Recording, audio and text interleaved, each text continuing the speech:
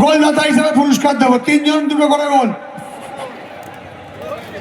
এবং প্রথম গোল করেছেন রওশন পান্ডা। রওশন পান্ডা মুস্কালান্ডে প্রাইজের 8 নম্বর রওশন পান্ডা।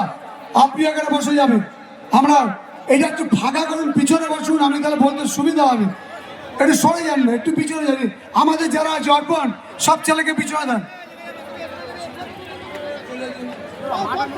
একটু সরে যান।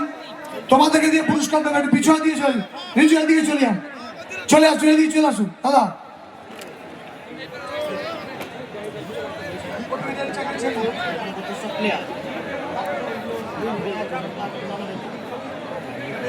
আমরা প্রথমে হালকা একটু বিষয় দিই, ওইখানে বসো, তোমরা বসে, আমি লেফট করে ছাড়ি। রেফারিগুলোকে তো সামনে বসতে দিতে হয়।